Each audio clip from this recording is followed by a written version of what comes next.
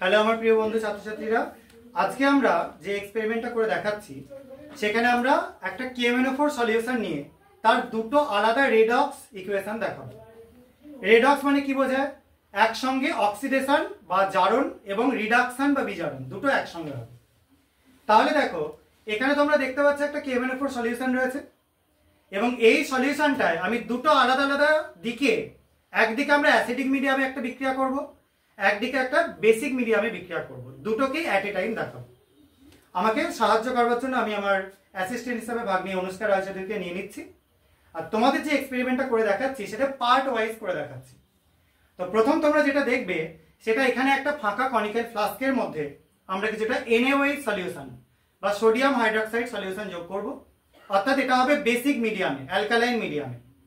এবং তার মধ্যে যোগ করা হবে কিছুটা সুক্রোজ, চিনি, যেটা তোমরা সবাই মোটামুটি পরিচিত ব্যাপারটা সম্পর্কে, সুক্রোজ। এই সুক্রোজ মিডিয়ামে NaOH রেখে এবার তার মধ্যে আমরা যোগ করব KMnO4 এবং দেখব কি কি কালার চেঞ্জ হয়। তা স্টেপ বাই স্টেপ মানে রিঅ্যাকশনটা শুরু করা যাক। তো আমি স্টুডেন্টদের দেখে নিচ্ছি, তারা এটা করবে একে একে। প্রথমে NaOH অ্যাড করে দে কনিক্যাল ফ্লাস্কের মধ্যে, হাতে তুলে। ব্যাস, ঠিক আছে। কিছুটা NaOH অ্যাড করা হলো কনিক্যাল ফ্লাস্কে। এবার তার মধ্যে সুক্রোজ যোগ করে দে।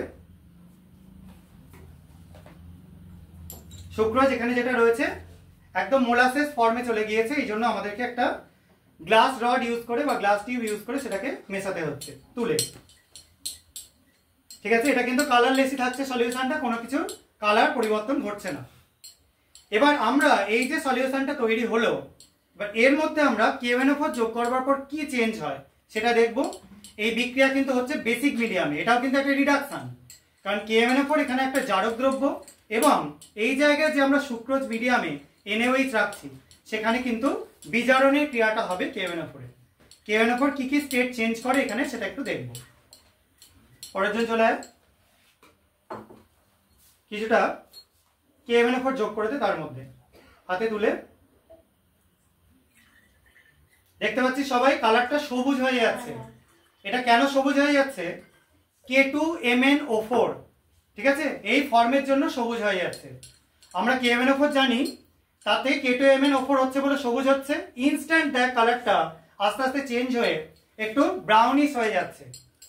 তার মানে KMnO4টায় K ছিল +7 স্টেটে, তার থেকে K2MnO4 হলো +6 স্টেটে রিডাকশন হচ্ছে।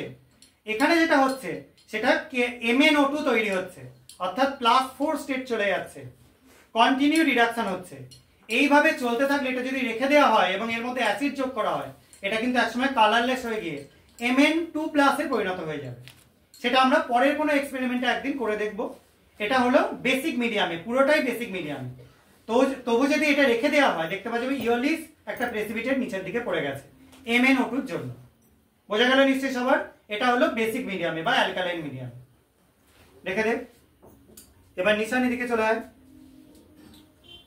আচ্ছা, এখানে রাখা রয়েছে Na2S। Na2S হচ্ছে সোডিয়াম সালফাইড, ঠিক আছে।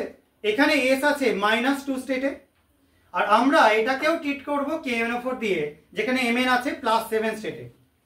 আর এই রিঅ্যাকশনটা করতে গেলে আমাদের HCl বা H2SO4 কিছু একটা ইউজ করতে হবে। আমরা এখানে 60% HCl ইউজ করেছি। তাহলে HCl অ্যাড করে দে ওটার মধ্যে প্রথমে, হাতে এটাকে তুলে নিয়ে আরেকটা অ্যাড কর। কেননা এখানে মিডিয়ামটা অ্যাসিডিক করাতে এখানে H2S তৈরি হবে, ঠিক আছে। এই H2S এই রিডাকশনটা করাবে। বেশ, এটা থাকলো। এবার এর মধ্যে অল্প অল্প পরিমাণে KMnO4 যোগ কর, কিছুটা কিছুটা করে।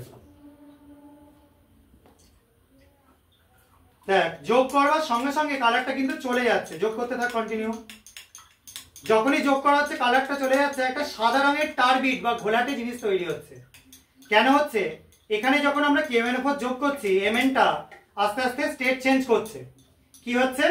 Mnটা হয়ে যাচ্ছে +2 স্টেটে, +7 থেকে, কারণ এখানে MnCl2 তৈরি হচ্ছে। আর যখন এই যে সাদা ঘোলাটে হচ্ছে, এটা হচ্ছে সালফার তৈরি হওয়ার জন্য, তার সঙ্গে H2S গ্যাসের গন্ধও পাওয়া যাচ্ছে। এই সালফারটা তৈরি হওয়ার জন্য এটা আস্তে আস্তে সাদাটে হয়ে যাচ্ছে এটাকে রেখে দেওয়া হলে নিচে ইওলিস হোয়াইট একটা প্রেসিপিটেট জমা হবে, যেটা হচ্ছে সালফারের জন্য তৈরি হয়। এবং এই বিক্রিয়াটা এটাও একটা রেডক্স রিয়াকশন, বুঝতেই পারছিস। এখানে KMnO4 এর Mnটা +7 থেকে হয়ে গেল কি +2, আর যেখানে সালফারটা হয়ে গেল -2 থেকে 0, কারণ সালফার এখানে নন মেটালিক সালফার, শুধু 0 স্টেট। তাহলে এই বিক্রিয়াটা আমরা যখন করব তখন আমরা বুঝতে পারবো কি এটা অ্যাসিডিক মিডিয়ামে KMnO4 এর একটা রিডাকশন বিক্রিয়া। আশা করা যায় সবার বুঝতে পারা গেল। ওটা বেসিক মিডিয়ামে। এবার দেখ এটা কালার কিন্তু আরো হালকা হয়ে গেছে, ঠিক আছে। MnO2 এখানে পুরোপুরি তৈরি হয়ে গেছে। এটা আরো রেখে দিলে নিচে প্রেসিপিটেট পড়ে যাবে, এটা নিচে জমে যাবে। আর এখানে সালফার তৈরি হওয়ার জন্য এরকম সাদা টার্বিড হয়ে যাচ্ছে। তাহলে এটা হলো বেসিক বা অ্যালকালাইন মিডিয়ামে KMnO4 এরই বিজারণ, আর এটা হলো অ্যাসিডিক মিডিয়ামে KMnO4 এর বিজারণ। তাহলে এই দুটো বিজারণ বিক্রিয়া আমরা অ্যাট এ টাইম করলাম দুটো সেপারেট মিডিয়ামে।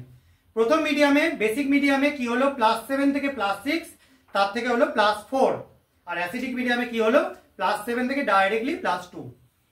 আশা করা যায় সবার বুঝতে পারা গেছে। যদি এই ভিডিওগুলো ভালো লাগে তাহলে চ্যানেলটা সাবস্ক্রাইব করবে এবং ভিডিওগুলো লাইক ও শেয়ার করবে। আজকের মতো এটুকুনি, বাই।